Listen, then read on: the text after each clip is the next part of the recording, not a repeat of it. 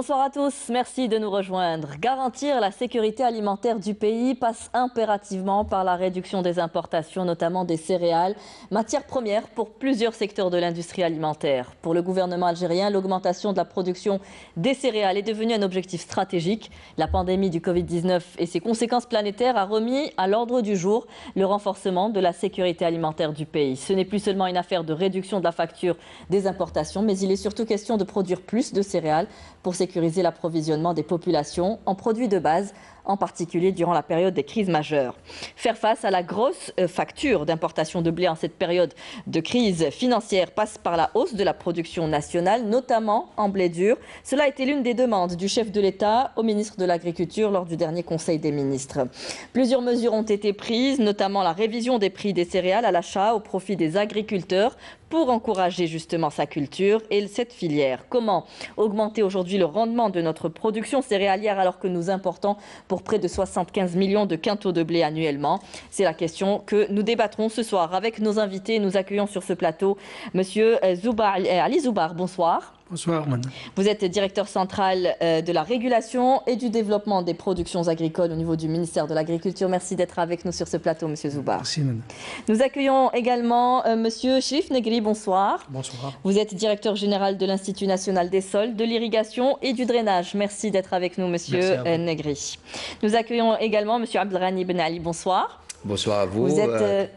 Bonsoir à vous aussi. Merci. Vous êtes secrétaire général et vice-président du Conseil national interprofessionnel des céréales, ici en Algérie, bien sûr. Merci d'avoir accepté notre invitation. Merci. Alors, une saison agricole 2020-2021 elle a été marquée par une grave sécheresse ayant entraîné une baisse sensible de la production céréalière du pays. Première conséquence, l'OAIC, l'Office interprofessionnel des céréales, n'a collecté que 13 millions de quintaux de céréales en 2021, contre 27, par contre, millions de quintaux un an auparavant. Pour couvrir ses besoins, notre pays importe entre 70 et 75 millions de quintaux de blé annuellement. C'est devenu aujourd'hui un défi stratégique que de réduire cette facture d'importation, monsieur Zoubar.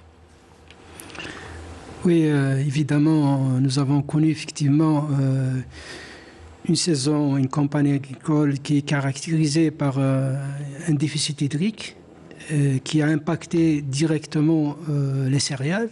Comme vous le savez, c'est une culture qui dépend de la pluviométrie. Voilà, pluviale, mode pluvial.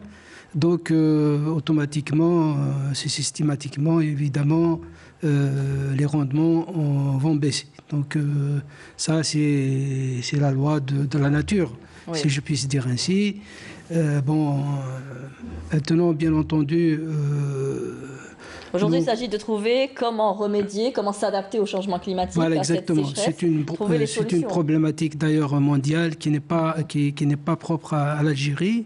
Donc aujourd'hui, nous faisons face aux défis des changements climatiques et à nous, évidemment, de mettre en place une stratégie qui puisse un petit peu répondre à ce défi qui est celui du changement climatique, qui pose problème pas uniquement aux céréales, mais même aux autres cultures. Secteur de l'agriculture en général. Monsieur Negri, vous êtes censé trouver ou mettre en application un petit peu les solutions, puisque vous êtes un peu le directeur général. Vous êtes le directeur général de l'Institut national des sols, de l'irrigation et du drainage. Quand est-ce qu'on peut parler de sécheresse? Très bien, merci. Donc, vous avez parlé de la saison écoulée, la dernière campagne agricole, où c'est vrai qu'on a eu une saison, une sécheresse très prononcée, où on a passé, à partir du mois de janvier jusqu'à mars, la région ouest, on n'a pas eu de pluie pendant un peu plus de 75 jours sans pluie. La région centre, on était à peu près 45 jours, et la région est, on était dans les environs de 25 jours sans pluie.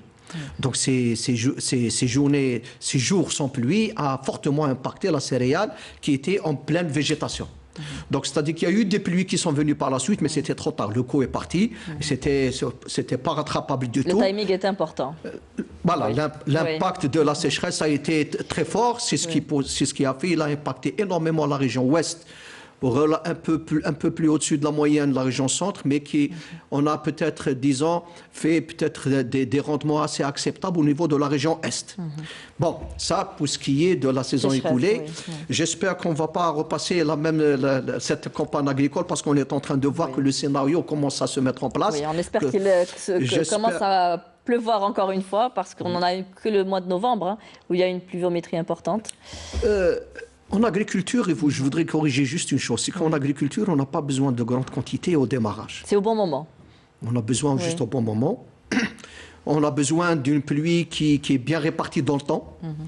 Un cumul de 200 mm dans le mois nous au contraire, 200 mm dans le mois, 300 mm comme on a eu au mois de novembre, c'est l'arrêt total.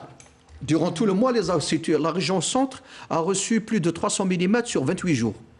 Pendant tout le mois de novembre, les agriculteurs n'ont rien fait sur la région centre, plus particulièrement. Hein. La région ouest, il n'y en a pas plu.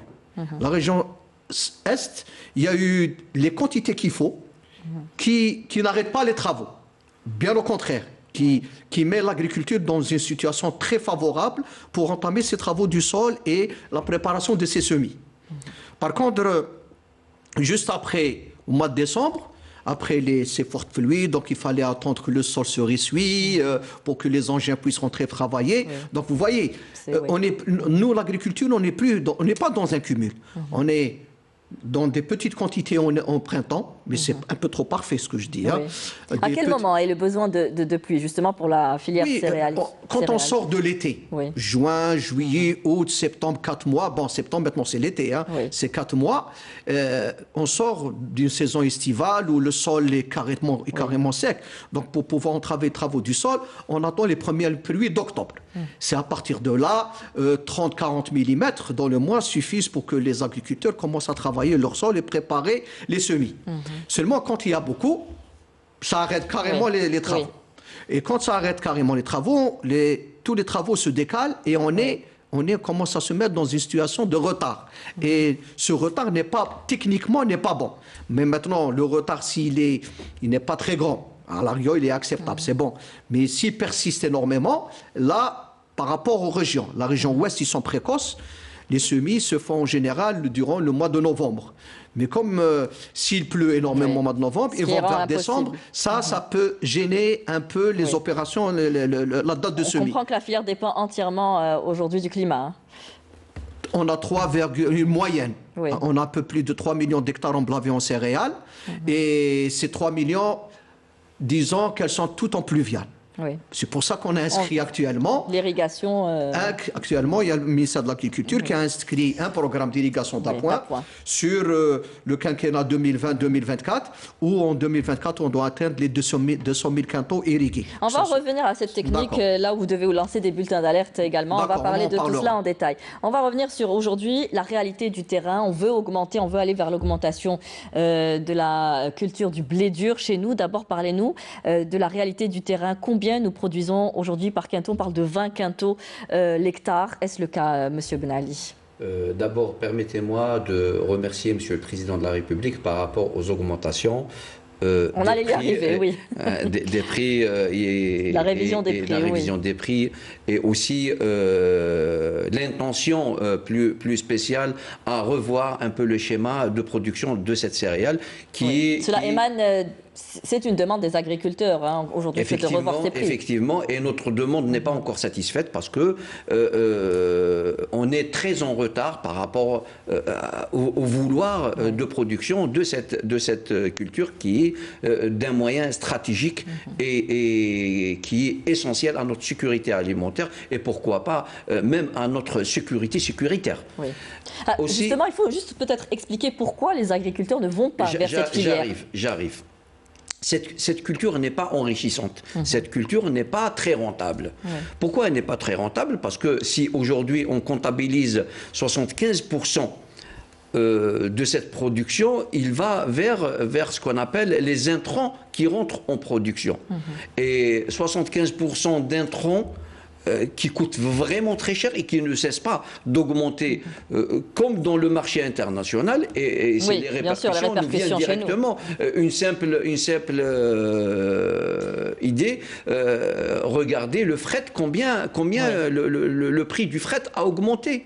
Des fois, on trouve le prix du fret plus cher que le produit lui-même. Maintenant, ces répercussions nous touchent directement.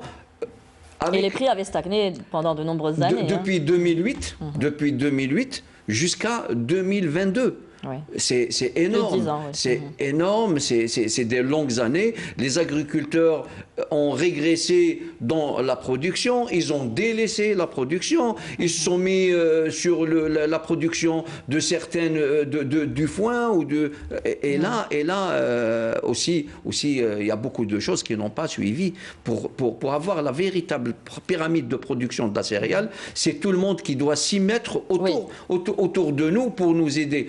L'équipement n'est pas encore adéquat.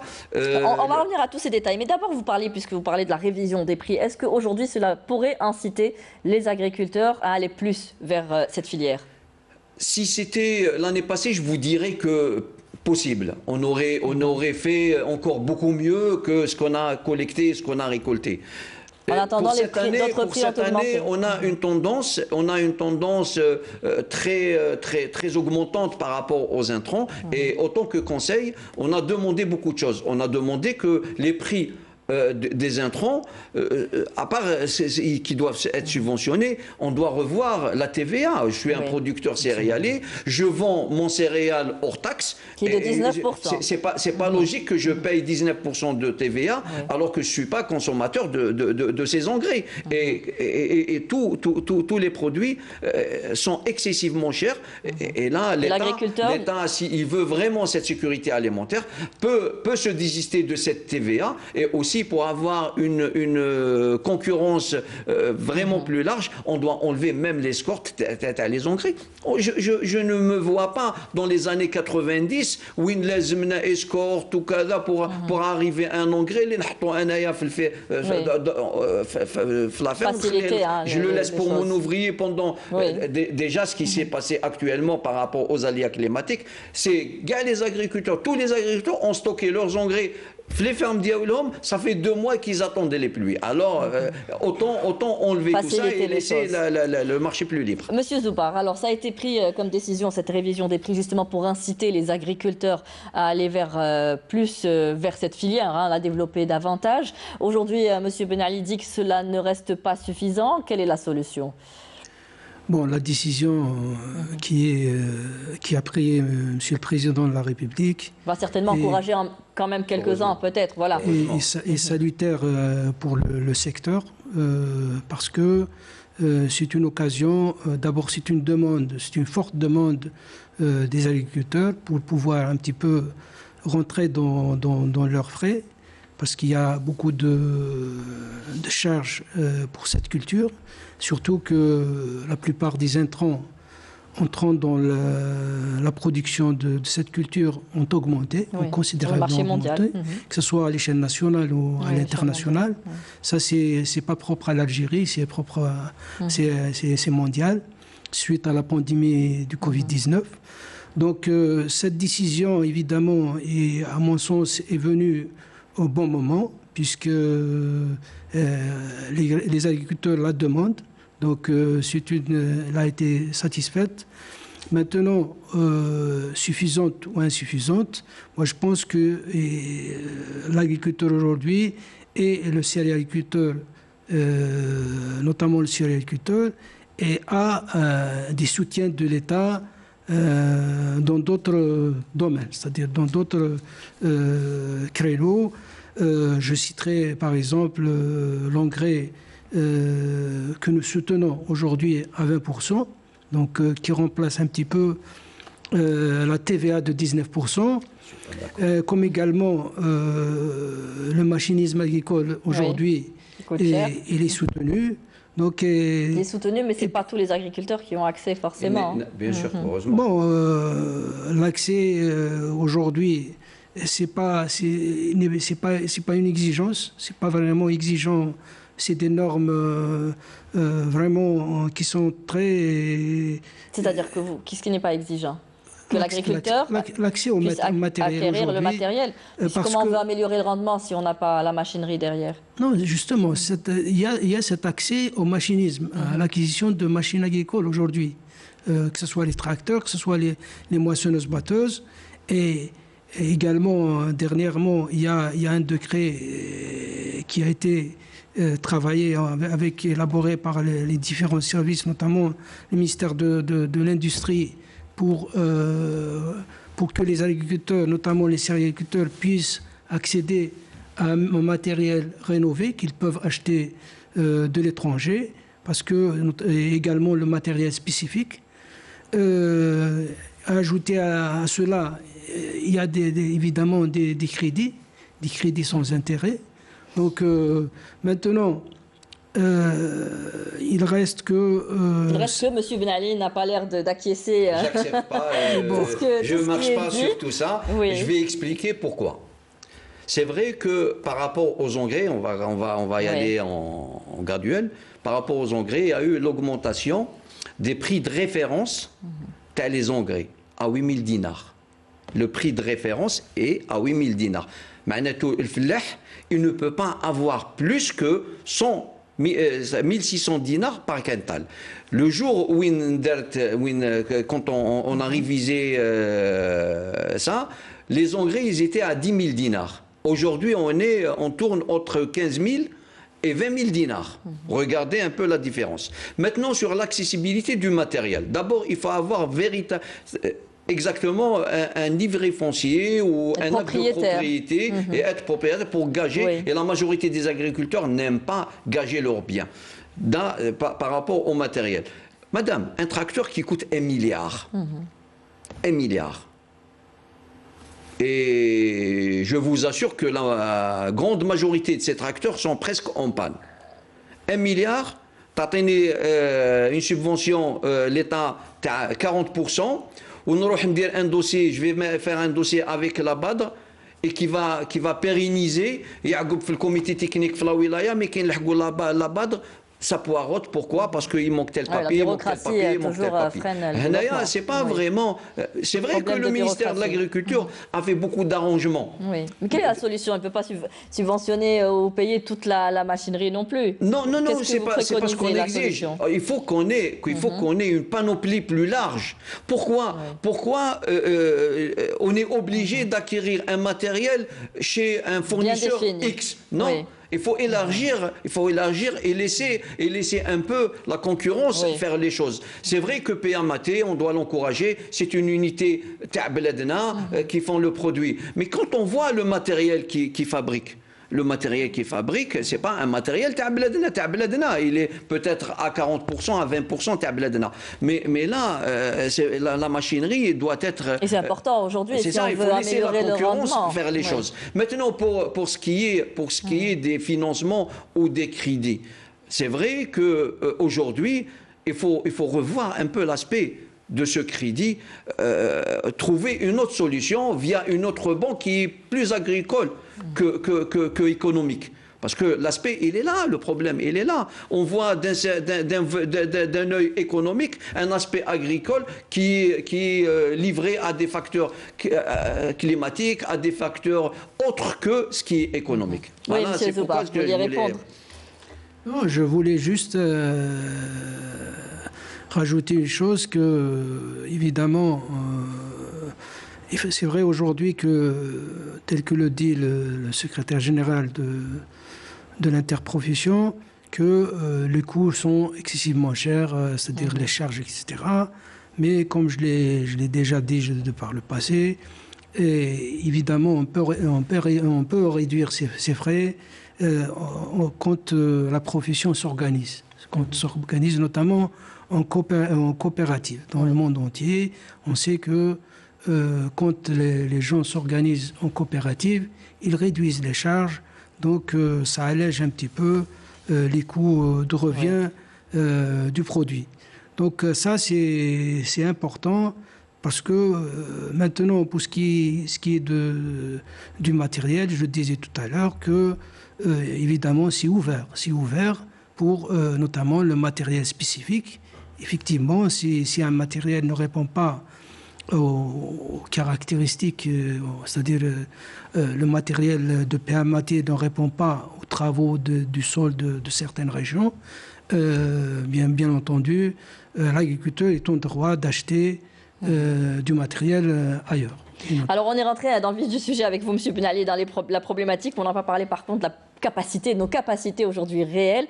On parle de 3 millions et quelques d'hectares réservés à la filière céréales. Est-ce qu'on doit aujourd'hui aussi réviser la cartographie de la céréaliculture, connaître nos sols, hein? Tout à fait. Oui. D'ailleurs, il y a eu un atelier technique qui a été organisé au ministère de l'Agriculture en présence de l'ensemble des acteurs. Le représentant du CNIF était présent, était au niveau de ces ateliers-là, où on a fait sortir les différentes zones, la partie nord, hein, je parle de la partie nord, les différentes zones les plus adéquates où on pourrait mettre du blé dur, les blés tendres, les orges ou les espèces fourragères, triticales ou avoine. Oui. Parce qu'on ne peut pas mettre du blé dur partout, ni du blé tendre partout. Seulement, ce travail-là, qui a été fait, permettra de cibler les zones pour leur donner la vraie vocation d'une culture bien donnée par rapport au climat et par rapport au sol existant dans cette région-là. Oui. Je donnerai un exemple, c'est que toutes les zones où on a des sols, c'est ce qu'on appelle, bon, on va peut-être parler un peu plus technique, des sols calcimagnésiques ou des sols qui sont un peu plus riches en calcaire, c'est des sols qui ne sont pas vraiment adéquats au blé. C'est plus des sols qui sont plus adéquats aux orges, à l'avoine, peut-être aussi le triticale aussi, qui, même en année de sécheresse, ces sols-là et ces quantités de précipitations peuvent résister, peuvent donner une certaine production. Oui. Par contre, quand on met des blés dans ces zones-là, on est sûr que quand il y a une année de sécheresse, on n'a plus rien à récolter. Oui. C'est ce qu'on appelle, on veut aller vers la valorisation de ces sols et du climat existant dans ces régions-là. Est-ce qu'on fait ce travail-là, justement? Oui, le travail, il est fait, mais on veut aller encore plus loin. On veut aller plus loin, c'est que dans ces zones-là, quand on dit c'est une zone à orge, si quelqu'un veut faire du blé, il peut le faire, il est libre de le faire du blé. Oui. Mais seulement, il n'est plus soutenu. La semence n'est plus soutenue. Il y a des risques derrière. Non, il prend la semence argent il paye ce coûtant, l'engrais, il n'est pas soutenu aussi, mais seulement s'il fait de l'orge, il prend la semence soutenue et il prend aussi l'engrais soutenu. Mais s'il insiste à faire du blé, il le fait, mais il prend son compte. Ouais. Voilà, c'est une manière aussi de remettre toutes ces zones-là dans leur vraie vocation. Oui. Mais vraie vocation tout en tenant compte des changements climatiques actuels. Absolument. La région ouest, on voit, c'est la 4e année de sécheresse. Il faut aller vers il faut s'adapter aujourd'hui au changement climatique. Il faut aller sur d'autres cultures. Maintenant, si on voit que la région ouest, c'est bon pour ce qui est la culture pluviale, ça donne le plus, il faut aller vers peut-être l'arboriculture rustique. Il faut aller vers les fourrages, mais pas pour les blés. Les blés, il faut aller dans les zones les plus potentielles, dont le sol le permet, la pluviométrie le permet. Actuellement on dirait déjà, même au niveau de l'Est, oui. même à l'Ouest aussi.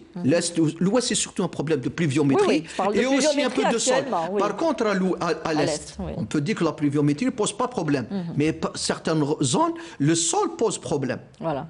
Donc, ce qui fait, dans cette carte-là, on a essayé de combiner les deux où ça donne les meilleurs rendements et les meilleurs résultats possibles. Maintenant, pour cette campagne, le coup est parti. Le travail a été fait, disons, il n'a pas été bien finalisé, bien fini. Mais je pense que pour la prochaine campagne, on va y aller un peu sur cette carte de répartition. Respecter cette carte. Et aussi le choix des variétés par région. Oui. On ne peut pas mettre une variété de blé élastique de Tbessa à Tlemcen. Ce n'est pas possible. Il y a une carte variétale qui existe. Il faut qu'on parte aussi sur l'application de cette carte variétale où une variété qui donne de meilleurs rendements à l'ouest restera à l'ouest. On n'a pas à la mettre à l'est. et vice-versa.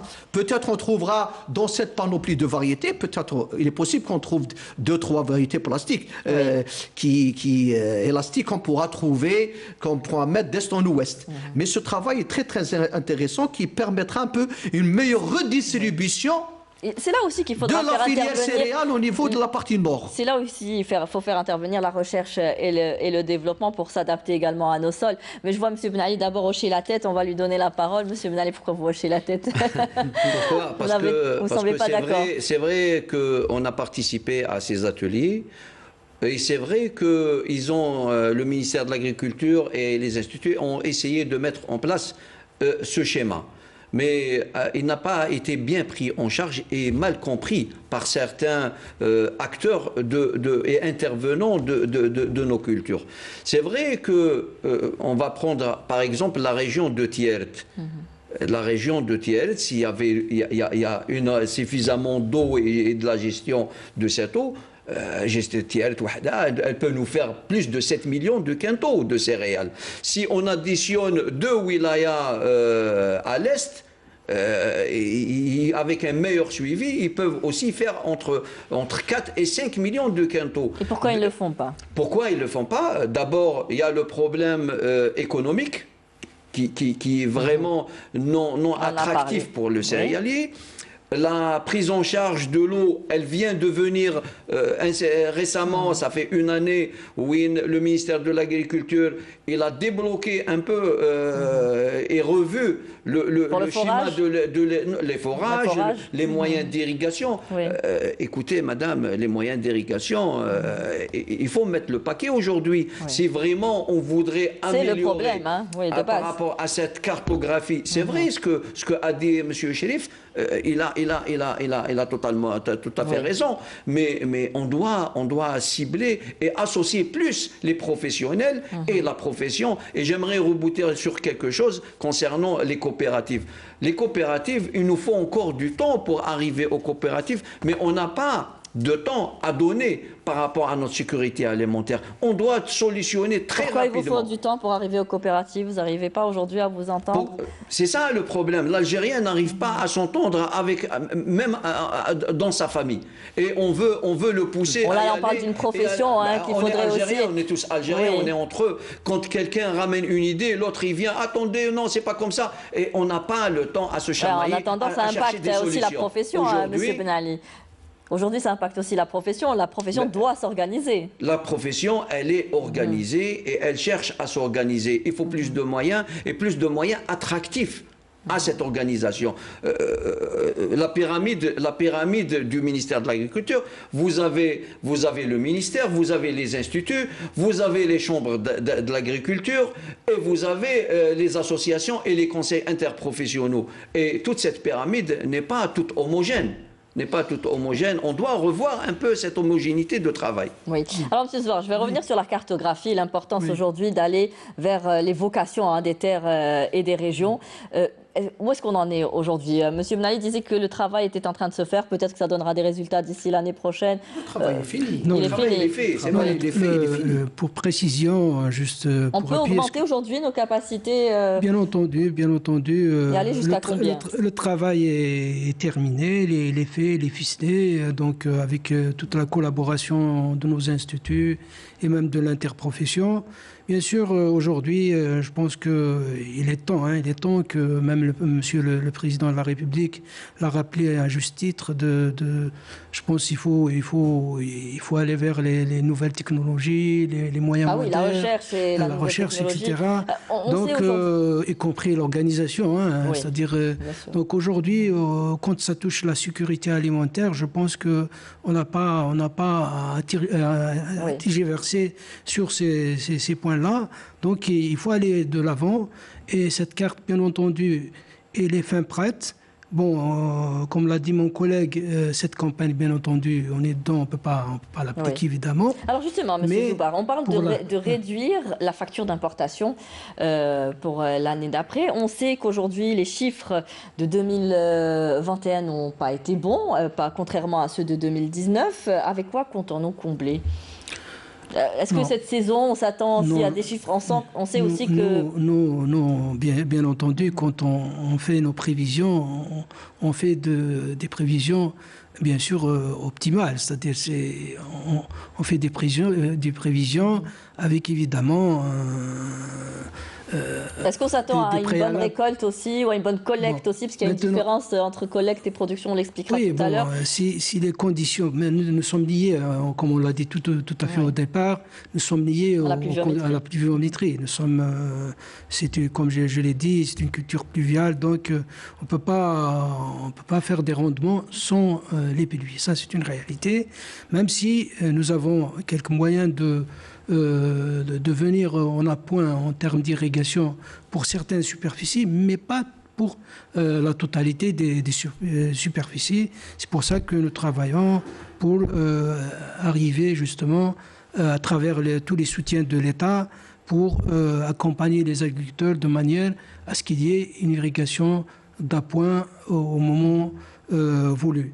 Alors justement, aujourd'hui on produit à combien à l'hectare? On est à 20, 30 quintaux l'hectare. Bon, la moyenne nationale, elle est à 17 quintaux à l'hectare, la moyenne nationale. Oui. Mais bien entendu, il y a des...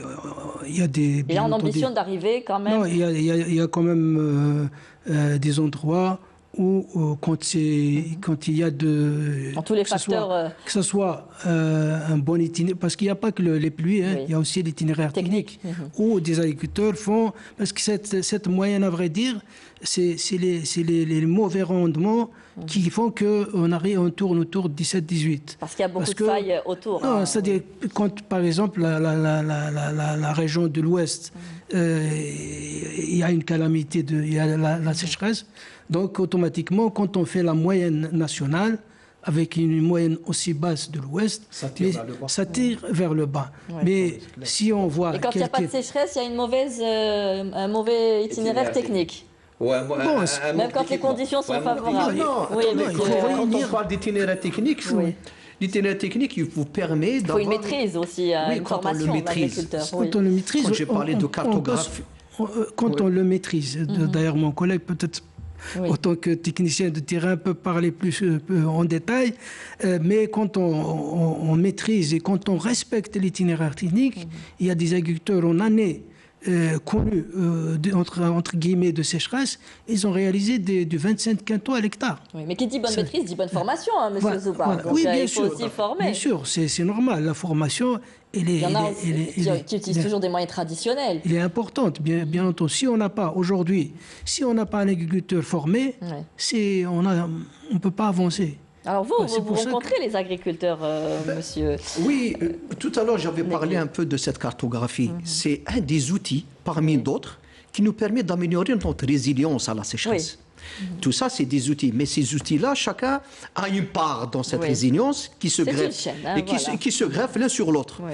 Bon, à part maintenant cette cartographie qui nous permet un peu de redistribuer sur le terrain cette filière céréale en blé dur, blé tendre et les fourrages et les orges.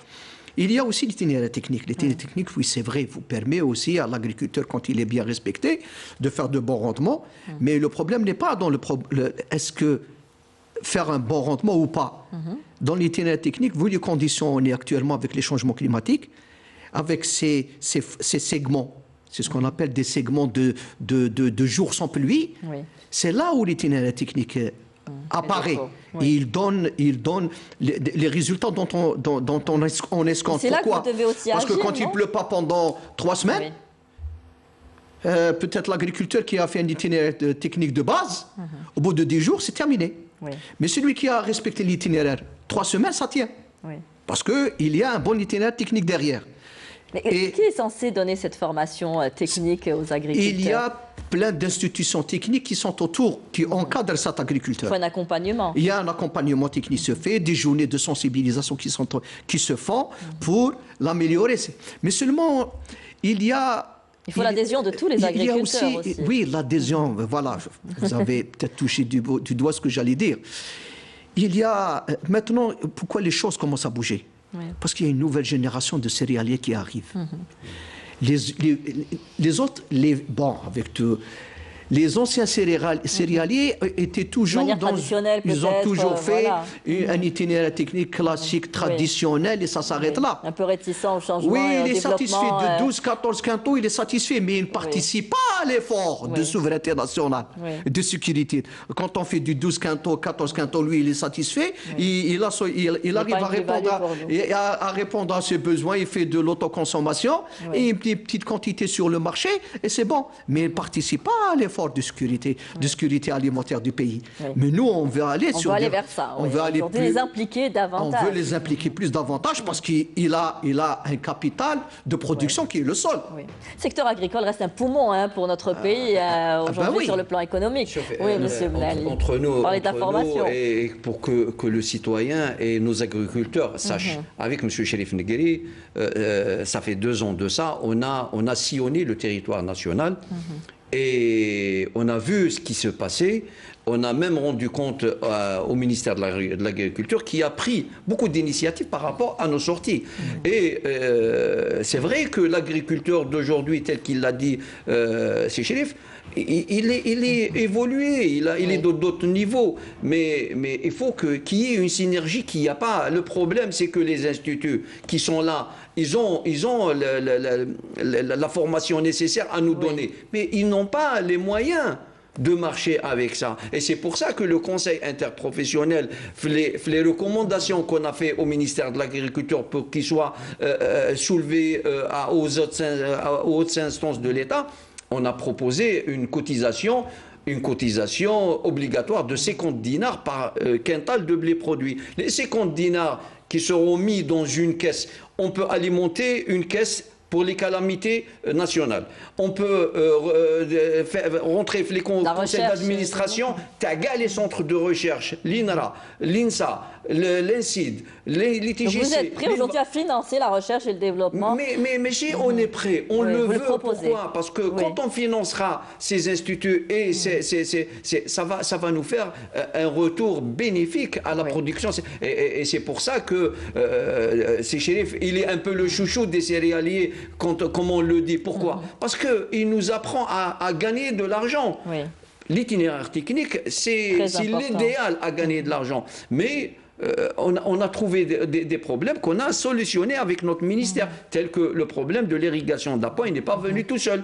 On a trouvé, aujourd'hui, on incite les producteurs nationaux de machinerie de fabriquer certaines machines qui ne sont pas vraiment compliquées à fabriquer. Et aussi, on a trouvé que l'innovation, aujourd'hui, on ne peut pas avancer sans innovation. On doit aller vers... Vous me donniez l'exemple, par exemple, en off tout à l'heure, de l'Allemagne qui utilisait une machine qui permettait de faire... En Allemagne, j'ai vu dernièrement un reportage, ils font de l'avoine mélangée à la lentille, et une fois la récolte se fait, une machine à côté, ils disent aussi la lentille... la séparation.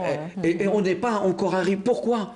Si on veut... On n'est pas encore dans cette optique d'agriculture intensive. On n'a plus le temps. On n'a plus le temps. On doit être agressif. Notre ministère de l'Agriculture, via notre gouvernance, on doit être agressif. Soit qu'on est, soit qu'on n'est pas. Si on veut vraiment cette sécurité alimentaire, on doit mettre le paquet et le mettre définitivement. Et aussi, on ne doit pas avoir peur parce qu'on est bien épaulé par nos instituts et nos chercheurs.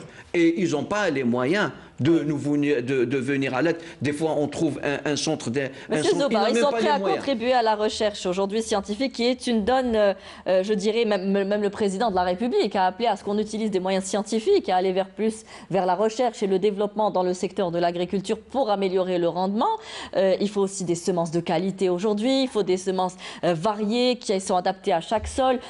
La recherche aujourd'hui est incontournable si on veut développer le secteur agricole. Oui, évidemment. La recherche, c'est le pivot, si vous voulez, de toute avancée en matière, notamment dans le secteur de l'agriculture. On le voit dans d'autres pays qui sont avancés. Et l'exemple que vient de donner notre collègue est bien frappant. Et bien entendu, nous, au niveau du ministère, bien entendu, c'est pour ça que tout à l'heure, j'insistais sur l'organisation, parce que si eux, ils sont arrivés à le faire, c'est parce que ils le font dans un cadre organisationnel. Que ce soit en coopérative quand il s'agit d'agriculteurs, que ce soit en pôle agricole, parce que le pôle agricole ou des clusters, ce qu'on appelle les clusters, c'est-à-dire c'est des groupes, c'est des regroupements on peut même les appeler des forums qui permettent un petit peu de répandre tout ce qui est innovation, technologie, nouvelles technologies, tout ce qui est moyen moderne pour appuyer telle ou telle filière. Aujourd'hui, nous sommes, et je le dis fortement, nous sommes condamnés. Nous sommes condamnés à aller vers ce mode d'organisation, et que ce soit, je dis bien, que ce soit en coopérative pour ce qui est des agriculteurs, et pour ce qui est parce que ici aussi on peut parler sur l'agro-industrie qui joue un rôle très important, parce que l'agro-industrie aujourd'hui, il faut l'impliquer dans l'amont de la filière, parce que on ne peut pas, aujourd'hui, on l'a vu pour certaines filières, hein, je vous cite le cas de la tomate, pour laquelle dans un passé très récent on était importateur, aujourd'hui on est presque exportateur, en tout cas il y a l'autosuffisance, donc c'est grâce à l'agro-industrie, c'est-à-dire il y a toute une industrie agroalimentaire de transformation qui tire vers le haut toute la production. Donc c'est la même chose aujourd'hui. Il est temps d'impliquer les minoteries, les semoulleries, etc., toute l'industrie agroalimentaire des céréales pour qu'ils puissent participer aussi à l'effort. Voilà, l'effort national. Alors, on sait ce qu'on attend de vous, hein, Monsieur Benallé, que vous organisiez. Alors, parmi les technicités aussi qu'il faut... Je ne rejoins pas parce que c'est pas facile de s'organiser. Hein, oui, on l'a compris. Alors, on va essayer d'avancer dans le débat. On va parler de cette irrigation d'appoint, hein, cette technique aujourd'hui qui est demandée aux agriculteurs. Vous lancez des bulletins d'alerte quand il y a, vous me dites si je ne me trompe pas, des périodes longues de sécheresse. Tout à fait. Ben, dans ce programme-là de l'irrigation d'appoint, en plus de l'encadrement et de l'accompagnement des agriculteurs dans le cadre de ce programme-là, nous l'accompagnons aussi par le suivi de cette humidité du sol, à quel moment il faudrait commencer à donner des doses d'irrigation pour que la céréale reste toujours dans un confort hydrique et qu'elle reste toujours dans une phase de productivité. Oui. Parce qu'actuellement, on est en que la récolte ne soit pas perdue. Hein. Perdue, oui. Actuellement, vous allez sur le terrain, vous allez voir, bon, elle tient le coup, de loin. Mais le niveau de productivité a baissé. Oui. Elle est plus dans une situation de survie que dans une situation de productivité dont on attend d'elle. Oui. Donc, ce qui fait... Alors, ce programme-là... Parce qu'elle n'a pas reçu la quantité de tel ou tel... ça fait maintenant... ça fait déjà quelques jours, de 3 semaines qu'il n'a pas plu. Et la prévision à moyenne échéance... Oui. Et la prévision à moyenne échéance dit qu'il... bon, il ne va pas pleuvoir il ne va pas pleuvoir ou peut-être une petite quantité qui arrivera peut-être dimanche ou lundi. Il y a un petit épisode pluvieux d'après nos amis de la météo que d'ailleurs je salue d'ici. Parce que grâce à eux, nous faisons ce bulletin d'alerte à l'irrigation d'appoint parce qu'ils nous transmettent des données. Oui. C'est grâce à ces données que nous recevons de l'ensemble de ces wilayas. Nous estimons les besoins en eau de la céréale, que nous comparons aux précipitations reçues au niveau de cette wilaya, et nous voyons si ces précipitations n'arrivent pas à couvrir les besoins, nous lançons un bulletin d'alerte à l'irrigation d'appoint. Oui. C'est maintenant, on peut dire que... Qui permet de réagir à temps. Hein. Pour qu'ils puissent réagir à temps. Et là encore, faut-il que l'agriculteur soit bien formé et équipé. J'y arrive. Ce bulletin, il est transmis au niveau de la DSA, la Direction des services agricoles de la wilaya concernée. Il est transmis au niveau de la chambre de la wilaya concernée. Il est transmis à l'OAIC qui, elle, doit le transmettre, va le transmettre pour les CCLS, la coopérative des céréales, qui, elle, va le transmettre à l'ensemble de ces céréaliers qui sont dans le réseau de production de semences. Oui. La DSA transmet ce bulletin par le biais de les subdivisionnaires et aussi par le biais de la radio locale pour qu'on touche le maximum d'agriculteurs. Oui. Maintenant, on va y aller encore plus loin, c'est que l'ensemble des céréaliers qui sont qui adhèrent au programme de l'irrigation d'appoint, le ministère de l'Agriculture a fait une base de données. Cette base de données par wilaya, où nom et prénom de l'ensemble des agriculteurs qui ont une ressource en eau et qui adhèrent au programme et qui ont l'équipement et la ressource eau évidemment et l'équipement qu'il faut pour déclencher les irrigations au moment où il reçoit les alertes. Maintenant, actuellement, il y a toute une commission qui est en train de sur le terrain pour aller évaluer ce programme. Il y a une évaluation qui pour évaluer le programme, comment sa mise en œuvre sur le terrain par rapport aux objectifs tracés. Est-ce qu'il y a une adhésion? Cette semaine, ils ont commencé ces sorties-là. Ils ont commencé par l'ouest, ils vont finir à l'est. Ils sont à l'est, ils vont terminer à l'ouest.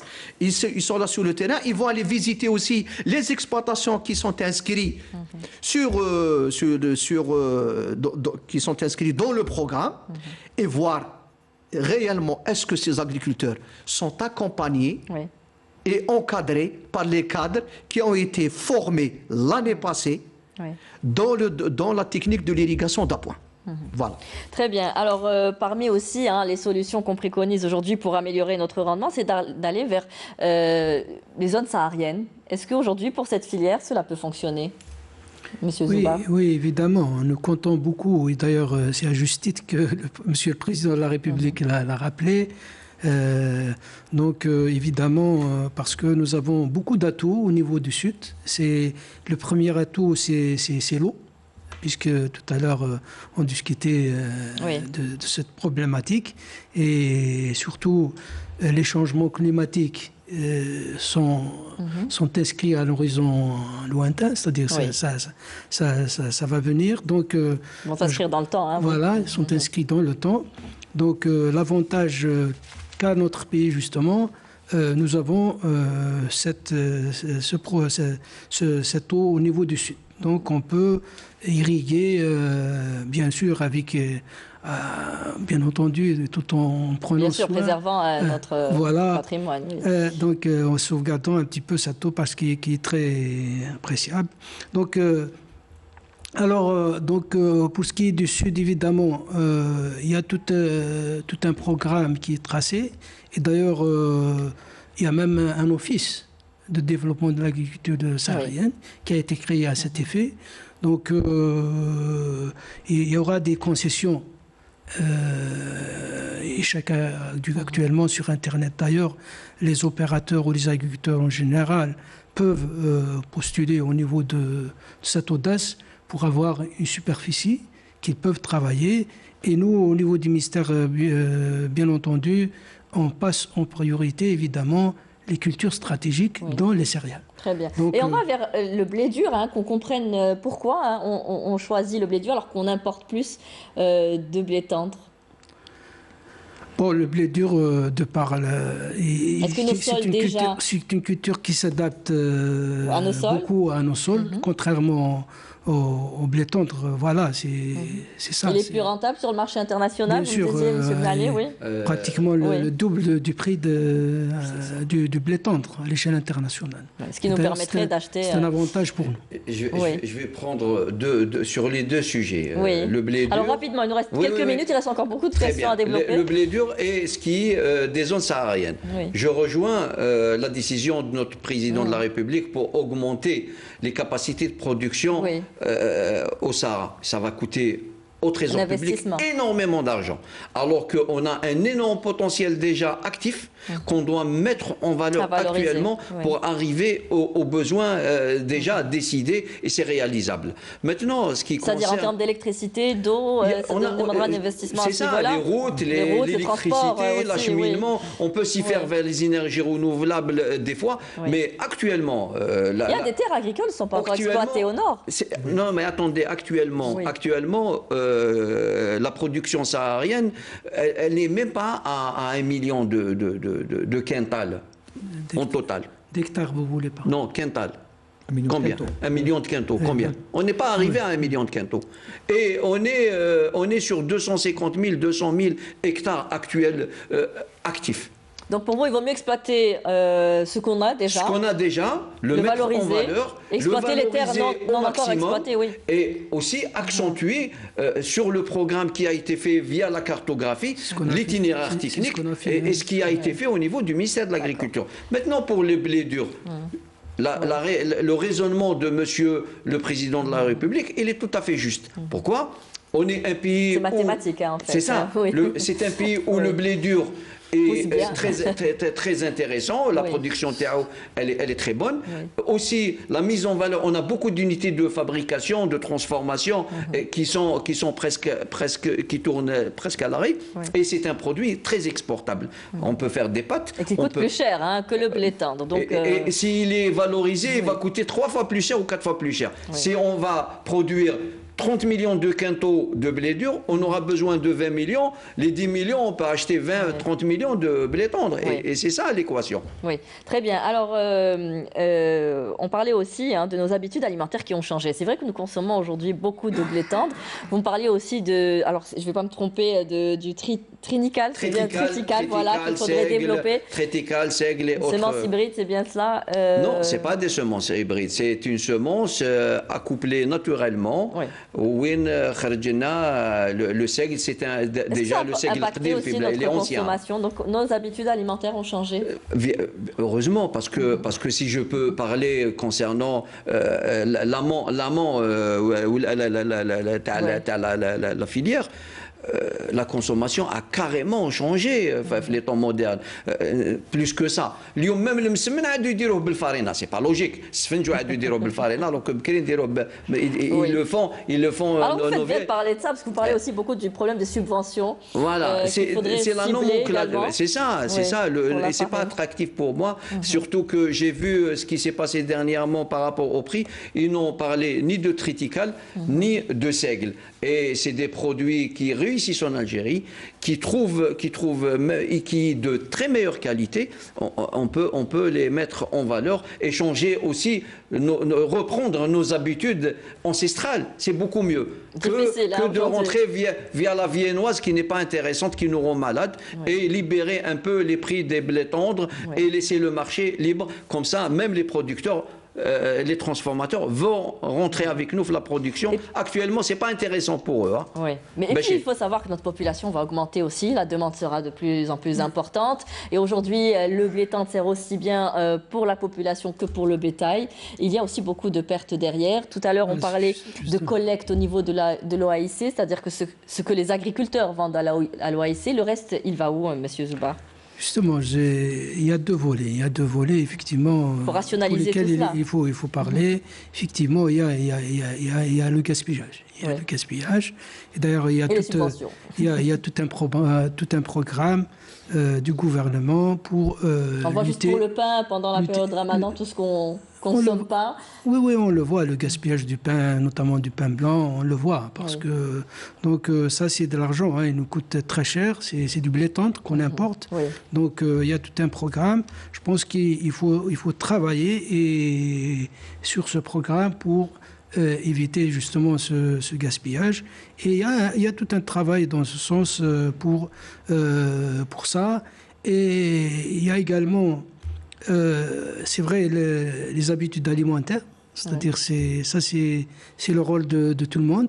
C'est-à-dire, chacun doit sensibiliser dans ce sens, parce qu'aujourd'hui, sur le plan santé, il n'y a pas mieux que de consommer autre que le pain blanc. Donc voilà. Donc revenir à nos habitudes.